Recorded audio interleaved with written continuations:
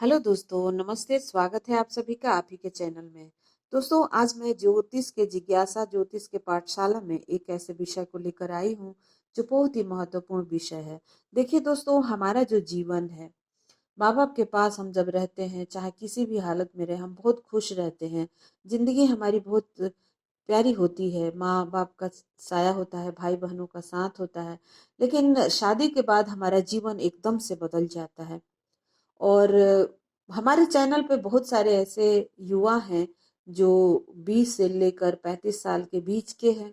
और इसीलिए वो बार बार अपने जीवन के बारे में, अपनी शादी के बारे में, अपने करियर के बारे में मुझसे क्वेश्चन करते रहते हैं। मैम, मेरी शादी कब होगी, मेरा जॉब कब लगेगा, मैं कॉम्पिटिटिव एग्जाम की तैयारी कर रहा हूँ, मेरा सिलेक्शन होगा कि नहीं होगा। इस तरह के मुझे सवाल मिलते रहते हैं। दोस्तों, शादी के बाद जो हमारा लाइफ होता है वो बहुत इंपॉर्टेंट लाइफ होता है। और उसके बाद वो जो पार्टनर हमारा होता है वो हमारे जीवन को पूरी तरह से बनाने और बिगाड़ने का उसका योगदान होता है। तो दोस्तों, ये हम कैसे पता करें कि हमारी शादी के बाद लाइफ कैसे रहने वाली है? देखिए, हर भाव के रिश्तों से संबंध है। ये आप होते हैं, ये आपकी वाणी होती है, ये आपके भाई बहन होते हैं, ये माँ, ये पिता। पिता मतलब ये सूर्य का भाव है, सिंह राशि। परंतु ये आपकी बुद्धि है, आपके बाल बच्चे हैं। और ये जो है, ये रोग है आपका, आपका कर्जा है, आपके दुश्मन है। और उसके बाद जो भाव है वो है आपके लाइफ पार्टनर का। ये जो भाव है ये है गुण विद्याओं का, बहुत गहरे जो चोट वगैरह होते हैं इसका।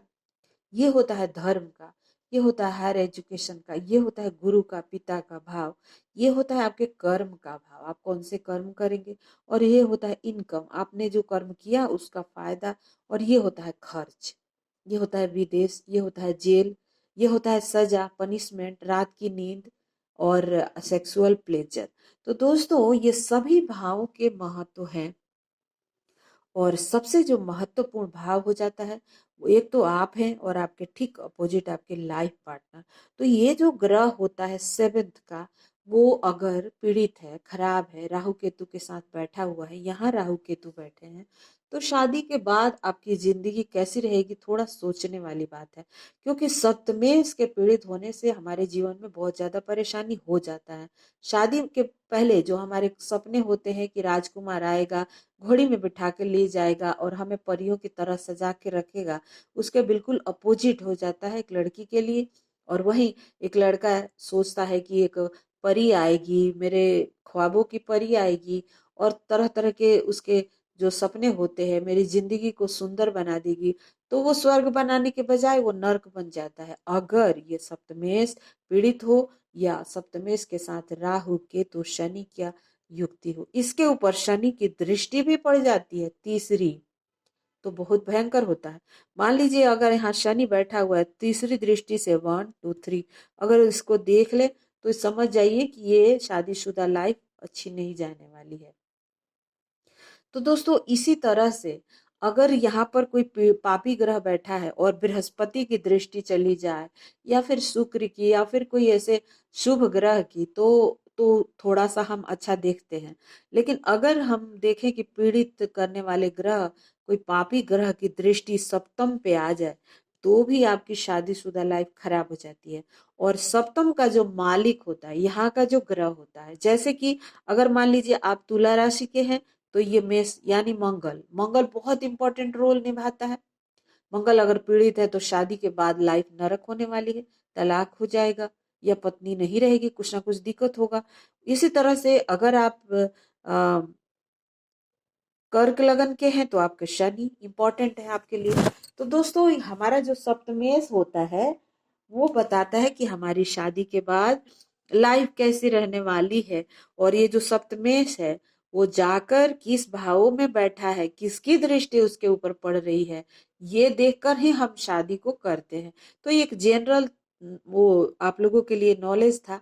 और राहु और केतु शनि ये तो है ही बहुत ज्यादा खतरनाक। लेकिन मैंने देखा है कि सूर्य और मंगल जब यहाँ बैठते हैं तो शादी खराब नहीं होती है। मेरा खुद का देखा हुआ है।